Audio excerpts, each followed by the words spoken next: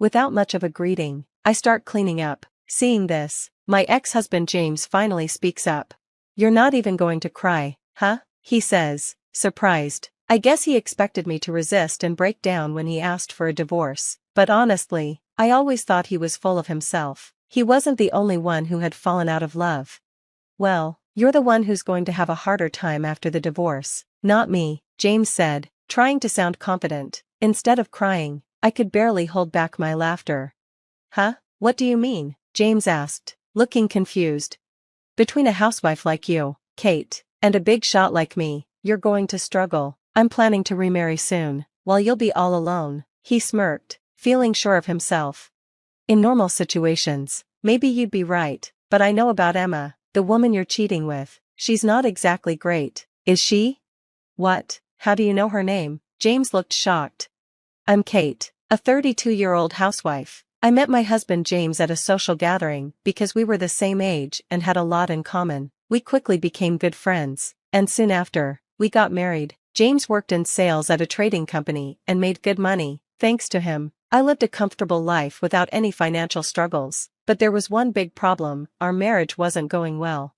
It had already been 7 years since we got married. In the beginning, we were in love, always spending time together and sharing meals, no matter how busy James was, but that closeness faded away over time. "Take care," I said one evening. "What about dinner?" "I don't need it, I'll eat out. You can go to bed first. I'll be home late," he replied. "All right, got it," I said, feeling the distance between us. When we were newlyweds, James used to say, "Eating with you, Kate, is the best part of my day," but now, he often came home after midnight, long after I was asleep. He left for work in the morning without talking to me, making me feel like he was avoiding me like a moody teenager. Around that time, I noticed James had started acting differently.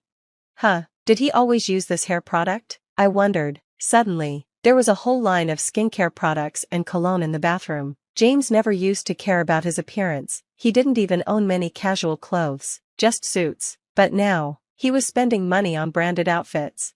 At first, I thought maybe he was just going through a change. He never cared about his looks, so I didn't mind, but something felt off. His behavior became suspicious. He started using his phone in secret and even took it with him to the bathroom and shower. He used to leave it lying around carelessly, and I'd almost sit on it.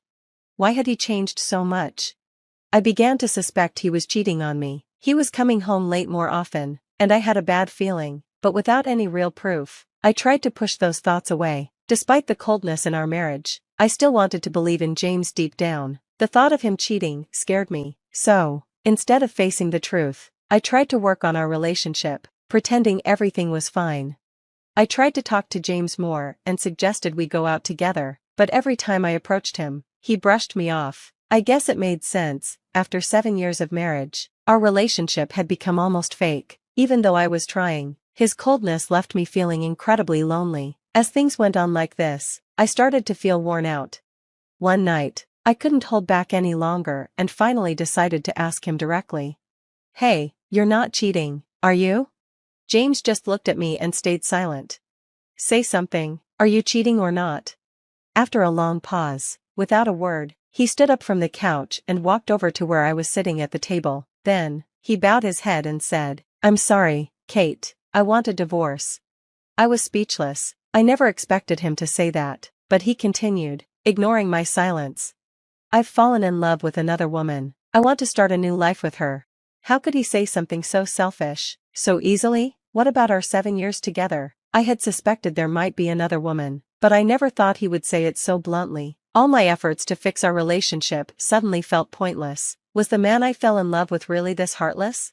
When we first met, I thought he was the most wonderful person in the world. Now, I couldn't even speak. My mind was spinning with thoughts. And then James said something that made me question if I'd heard him right.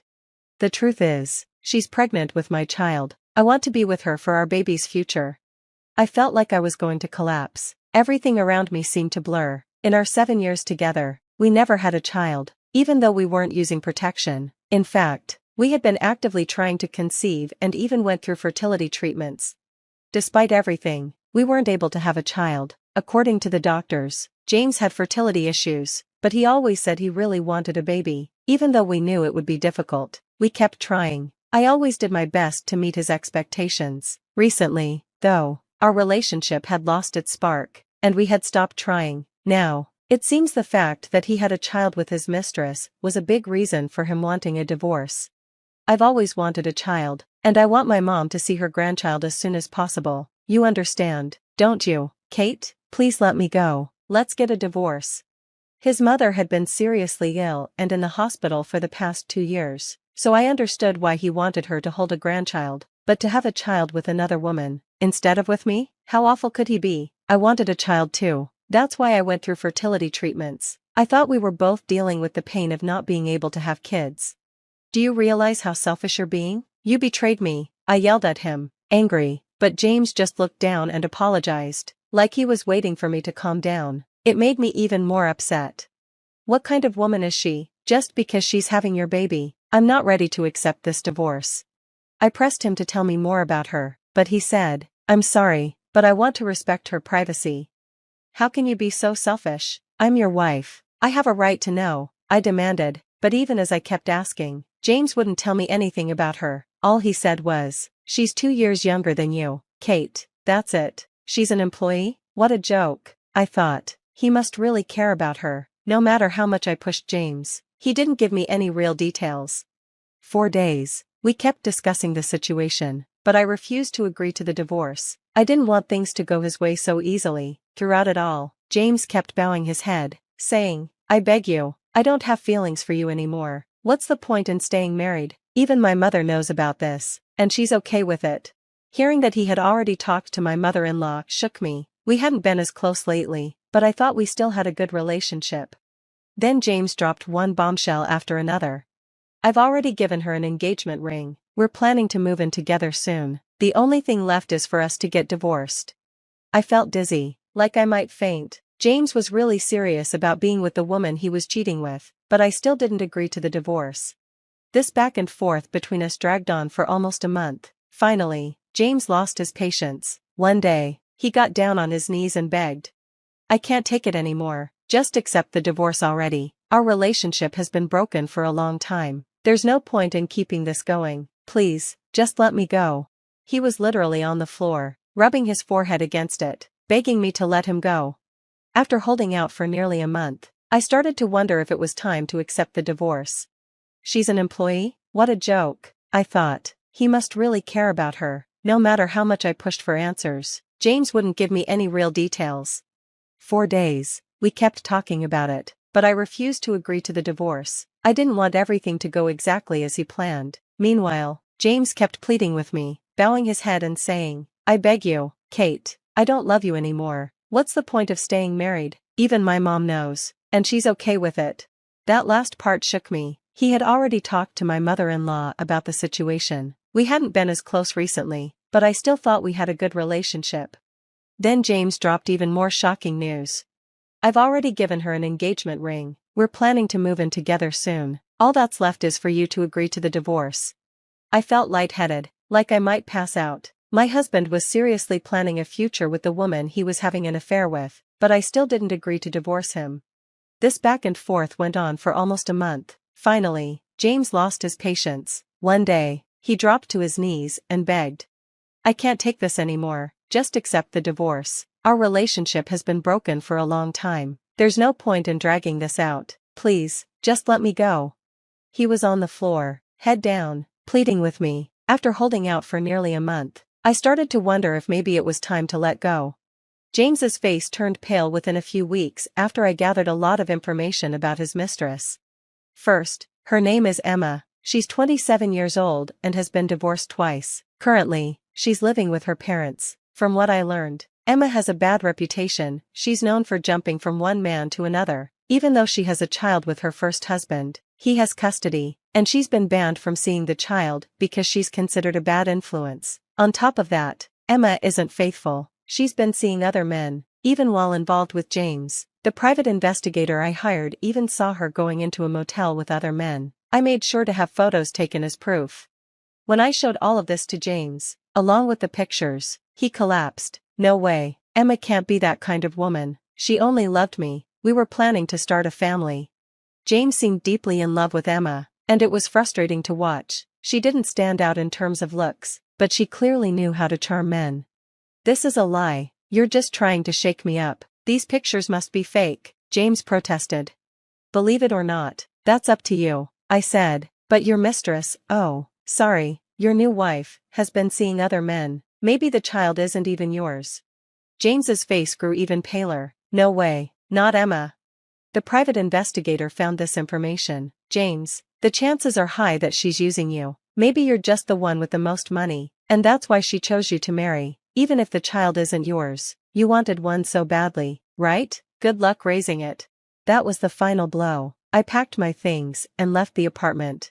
A while later, I got an email from James. He wanted to get back together. As I had suspected, the child Emma gave birth to wasn't James's. When he confronted her, she admitted, "I didn't know whose child it was until after it was born, but since they were already married, James was legally responsible for the child. Emma had only used him for his money. As proof, James had even paid her share of the alimony, giving me a total of $80,000.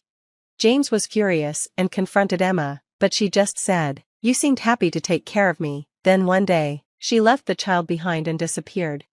James called me, begging for forgiveness. "You were right, I was deceived. I'm so sorry, can we start over?" I was disgusted. "Do you think I'll come back just because you're saying all these nice things? You had an affair, that's a fact. You betrayed me. Accept the reality." I hung up after that. Later, I heard from a mutual friend that James handed the child Emma abandoned over to her parents, telling them to take responsibility, but her parents didn't want the trouble and told him to raise the child. James refused, saying, "I have no obligation to raise a child that's not mine." He even submitted DNA test results to prove the child wasn't his, and revoked his acknowledgement of the child. Emma's parents had no idea the child wasn't James's. After they found her, they took her back home and are now forcing her to raise the child, keeping her under close watch to prevent her from seeing other men freely.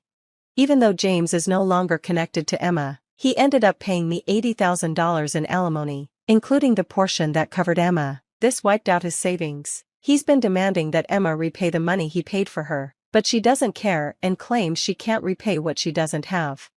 As a result, James has become a divorced man with no savings. He's struggling to focus at work, making lots of mistakes, and was eventually transferred to a department in a rural area with no chances of promotion. Now, he lives a lonely and isolated life.